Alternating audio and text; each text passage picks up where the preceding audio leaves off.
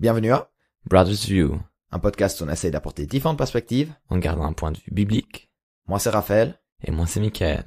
Après avoir regardé le changement et le succès dans nos vies, on s'est dit qu'on va regarder le problème pour y arriver.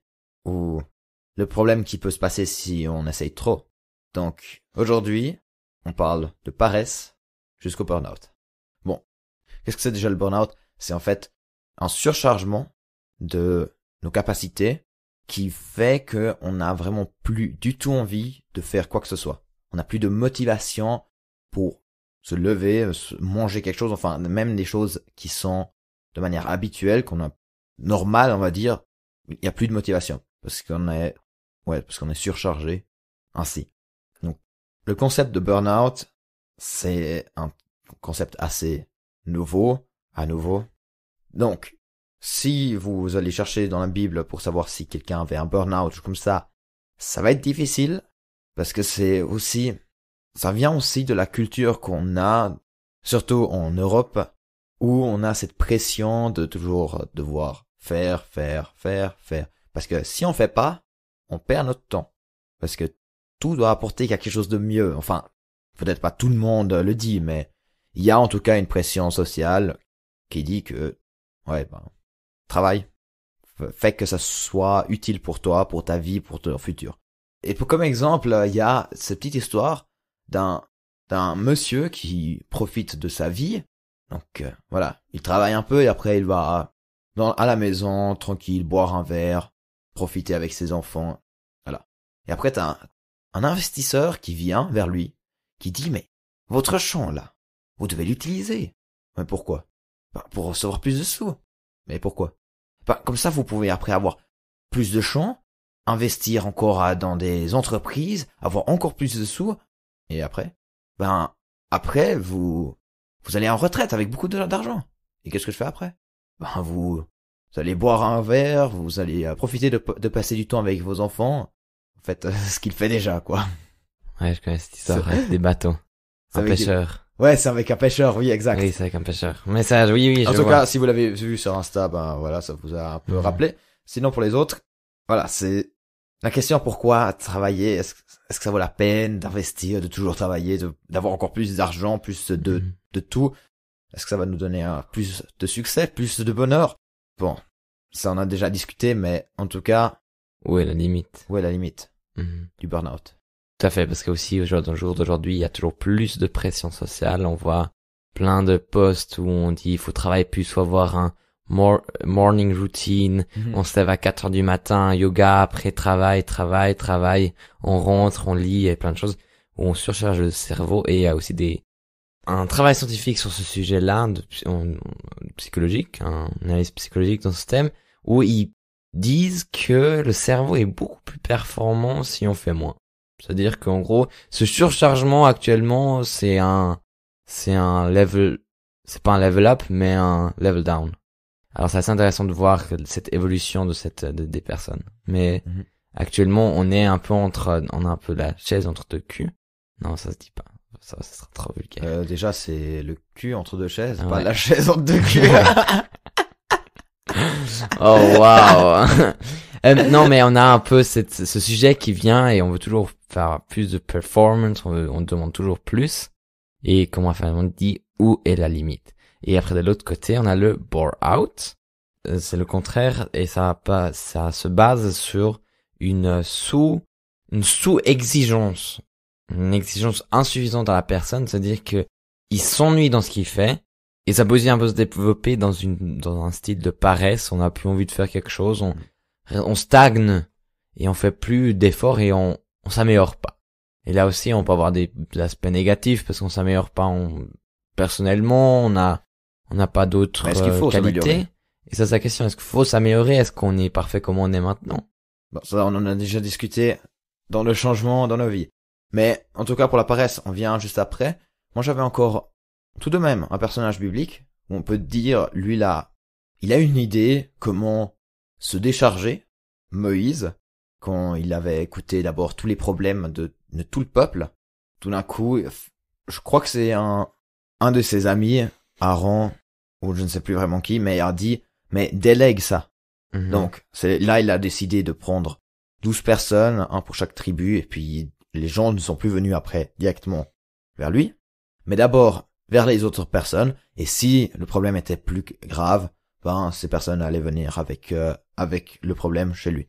Donc, c'est ainsi que il a pu se décharger et déléguer en fait son travail.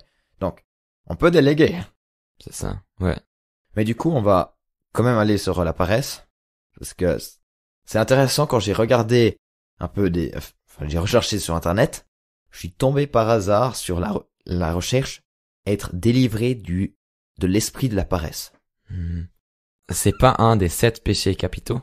Alors, pour ceux qui ne savent pas qu'est-ce que c'est les péchés capitaux, c'est dans une tradition, ils ont défini l'avarice, l'amour envers l'argent, l'orgueil, luxure, colère, envie, gourmandise et paresse. Comment ils sont arrivés sur les 7 péchés capitaux, c'est un peu compliqué. Allez sur Wikipédia, lisez l'article. Donc en tout cas, avec cette histoire des 7 péchés capitaux, ben ça a quand même une connotation négative, la paresse. Enfin, le mot est négatif, c'est veut dire, mais après, est-ce que il faut en être délivré? Certains prétendent d'avoir été délivrés. Alors, si ça leur a motivé d'aller plus loin, etc., gloire à Dieu. Mais après, c'est difficile bon, de toute façon, dès que ça devient spirituel, c'est difficile de trouver des mots humains pour les décrire. Mais du coup, est-ce que la paresse, c'est mauvais? Enfin, la paresse a une certaine passivité où on vraiment fait rien. Il y a cette connotation derrière. Mais on s'investit pas, on laisse les événements décider pour nous. Mais à partir de quand est-ce qu'on peut dire qu'on est paresseux si on est paresseux pendant une journée? Est-ce que ça devient directement notre caractère? Ou est-ce que c'était le repos, le sabbat? Est-ce que c'était le sabbat de notre semaine? Enfin, Dieu nous a ordonné de nous reposer. Et même on disait que voilà, il y a quand même cette culture où on doit toujours travailler. Mais en même temps, les pays du Nord ont commencé à faire des semaines de 4 jours au lieu de 5 de travail. Tout à fait. Et ils sont bien plus productifs. Ça, vous l'avez très certainement entendu.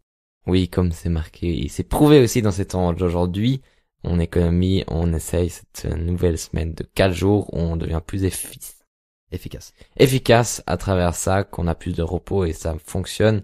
Il y a des limites, on va pas aller dans les détails, mais c'est aussi quelque chose qui peut fonctionner. Alors est-ce que c'est par paresse qu'on essaye de faire 3 jours de congé au lieu que 2, ou est-ce que c'est l'envie de pouvoir profiter de sa vie? Parce que moi je pense que des fois la paresse, c'est comme tu as dit, ça peut être le sabbat, mais après aussi Dieu nous a toujours ou a donné aussi à Adam et Ève une mission. Dès le début, alors il nous a demandé de faire quelque chose. Il a pas demandé de refaire le monde. Et je pense que c'est là où on voit aussi que Dieu il demande de faire quelque chose, mais il nous demande aussi de se reposer. Et il faut pas voir le repos comme de la paresse, mais le repos comme quelque chose qui loue Dieu et qui nous repose nous-mêmes intérieurement et notre corps. Parce que le but, en fait, c'est de vivre chaque jour ce sabbat, ce repos en Dieu. Enfin, comme on l'a dit dans notre épisode du travail, c'est qu'on va éventuellement continuer à travailler dans le ciel, mais ce sera pas un travail qui sera épuisant, mais c'est un travail qu'on pourra faire dans le repos. Et je pense que, justement, de vivre ce dimanche, ces jours de congé, ce jour de repos, ici sur terre, c'est de vivre déjà en avance ce qu'on pourra vivre dans le ciel, sur la nouvelle terre. Tout à fait. Et je pense que c'est que on doit pas être dans une évolution constante, parce que je veux dire, la paresse, ça veut pas dire de rester au même niveau, la paresse, c'est de rien faire et de laisser, en gros, de descendre, abaisser son niveau qu'on a eu sur un niveau plus moindre, et on se laisse aller. Et je pense que le repos, c'est un peu cet état où on stagne, on se repose, on s'améliore pas parce qu'on est en train de se reposer, et ça, c'est quelque chose qui doit avoir lieu dans notre vie. Ouais.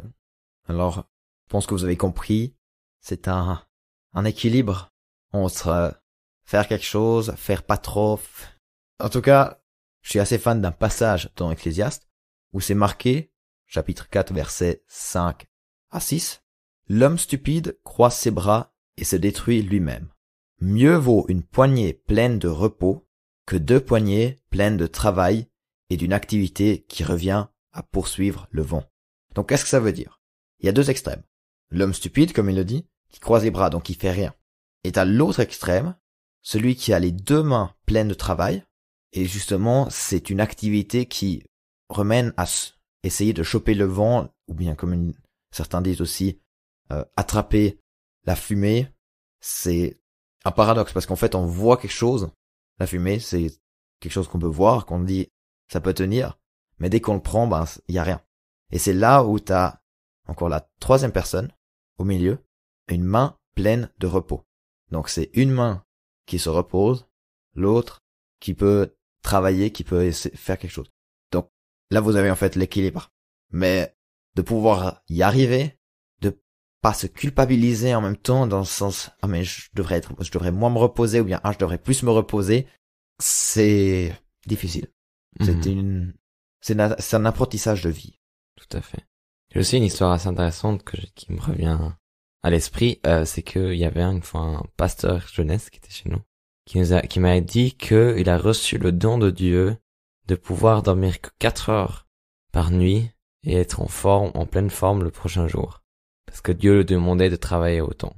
Je trouve ça assez intéressant de voir que Dieu te demandait de travailler autant.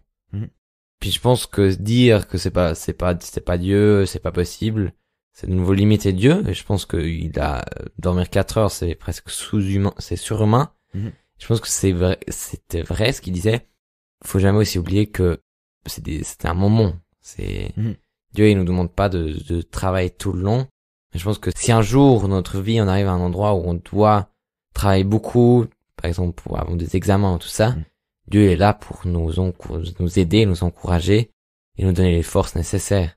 Mais il va jamais nous demander de faire ça toute notre vie et de travailler avec les 2 mains. Enfin, on va pas limiter Dieu, mais ça va être vraiment des rares cas. Voilà, je pense. Parce qu'il nous a quand même demandé de nous reposer. Il y a aussi ce sabbat, et je pense que ce sabbat se vit plus de la même façon qu'avant. La réaction, c'est aussi, est-ce qu'on doit encore continuer à vivre le sabbat du jour d'aujourd'hui? Alors je pense que oui. Je pense que oui. 100% même. Parce que la vie n'est pas devenue plus facile, mais justement, il y a plus cette pression. Je pense que ça dépend des contextes, mais éventuellement, tu seras plus jugé si tu fais un jour rien du tout que si tu travailles 7 jours sur 7. Tout à fait. Ouais. C'est vrai. Mais, oui, je pense que le sabbat, surtout dans ce moment où il y a de plus en plus de burn-out, le sabbat est important. Montre son importance à travers ces situations-là. Malheureusement, ouais, ce serait mieux que ça se montre d'une manière différente. Bien sûr, mais voilà, c'est... Par des exemples négatifs. Et ça, tu penses concrètement, Raphaël, comment t'appliques cet équilibre dans ta vie? J'essaye chaque jour. Ouais, j'ai pas encore le truc parfait. Même j'ai essayé, je pense que je vais le refaire, mais que de pas du tout travailler le samedi pour l'université, étudier pour l'université, et ainsi faire mon sabbat. Mais en même temps, des fois je travaille le samedi dans un magasin pour gagner des sous, et de ce fait, j'ai quand même besoin du dimanche parce que j'ai déjà utilisé toute une journée samedi à faire quelque chose d'autre qu'étudier, j'ai quand même besoin du dimanche pour étudier. Pour l'instant, c'est assez difficile, je dirais. J'ai pas encore trouvé la meilleure façon de le faire. Je suis en recherche encore. Mais j'ai pas l'impression d'être encore la personne qui a les mains pleines de travail. Et toi, Michael, tu le vis déjà, ce repos? Enfin, cette main remplie de repos? Je pense que je vis cette main remplie de repos. Je sais pas si elle est remplie de repos ou remplie un peu de repos. Mais c'est vrai que, j'ai aussi de la peine, comme Raphaël. Comme j'ai la semaine qui est remplie, après les samedis sont pas temps aussi remplis. Alors je dois trouver un jour pour étudier, quelquefois 2, parce que sinon j'ai pas le temps. Alors c'est assez difficile quelquefois de pouvoir faire passer tout le programme et garder encore un jour complet de congé. Alors je sais pas trop comment encore le voir et le vivre, mais après c'est vrai que j'ai déjà eu quelquefois l'impression de me dire, par exemple, quand je parlais encore avec quelqu'un, ou il y a quelqu'un qui avait besoin encore de parler, ou j'ai l'impression, Dieu, il me demande de faire encore ça, que le prochain jour, puis je manquais des sommeils après, le prochain jour, Dieu me ressourçait encore plus, parce qu'il savait que j'avais utilisé du temps, que j'aurais pu dormir pour son royaume. Après, c'est un exemple, hein, moi je dis pas que c'est toujours comme ça, et que c'est que en travaillant pour Dieu qu'on trouve le repos, mais je pense que à travers le travail qu'on fait, si on fait le travail pour Dieu, on va trouver plaisir et repos dedans, je trouve. Mais comme on a dit aussi, le travail pour Dieu, c'est comme le changement pour Dieu, c'est quand même ce qu'on a envie. C'est pas, il faut pas être dans le ministère, aller dans l'équipe prière ou bien l'équipe nettoyage pour l'église comme ça. Bien sûr que non, je dis aussi le travail de tous mes jours, ou là, maintenant on a l'école. Ouais, si je travaille pour ça, dans ce sens-là. Ça dépend comme on l'a déjà dit, ça dépend dans quelle optique et pour qui on le fait. Mais, oui, je pense que Dieu est fidèle envers nous, et que si on a besoin de son aide, de son repos, c'est ce qu'il dit. Et dans Matthieu 11, 28, « Venez à moi, vous tous qui êtes fatigués et courbés sous un fardeau, et je vous donnerai du repos. Acceptez mes exigences, et laissez-vous instruire par moi, car je suis doux et humble de cœur, et vous trouverez le repos pour votre âme. En effet, mes exigences sont bonnes et mon fardeau léger. » Dans d'autres versions, et puis de manière plus traditionnelle, vous l'avez sûrement entendu, c'est marqué « Prenez mon joug sur vous ». Et le joug, ce qui est intéressant, c'est en fait, c'est deux bœufs qui tirent justement le joug pour faire le champ. Pour labourer le champ. Mais là, ce qu'il dit, et ce qu'on faisait surtout, c'est que tu mettais un nouveau bœuf à côté d'un fort. Et du coup, c'est le fort qui tirait pratiquement tout le joug, mais le petit et le faible pouvaient apprendre le mouvement, pouvaient apprendre comment c'est. Et c'est là où Jésus dit justement, mon joug est léger. Parce que c'est lui qui porte la majorité. Jésus dit, mon joug est léger. Et c'est pour ça qu'il porte la majorité. Oui. C'est Jésus, le gros bœuf, qui sait comment vivre, et nous on est le petit qui apprend à côté. Alors Jésus est fidèle, il nous donnera aussi du repos si on a besoin et qu'on lui demande. Alors, comme pour la conclusion des deux autres podcasts, c'est une balance, c'est un équilibre qu'on doit faire entre se reposer et faire. Et ouais, on vous encourage en tout cas de continuer à avoir une main pleine de repos pendant que l'autre travaille. Si vous avez des questions, des critiques, même des remarques ou des autres versets qui disent le contraire de ce qu'on a dit, c'est avec plaisir qu'on les lit sur Instagram, brothers.view. Exact. Et on vous dit à la prochaine fois. Merci d'avoir écouté. Et au prochain épisode de Brothers View.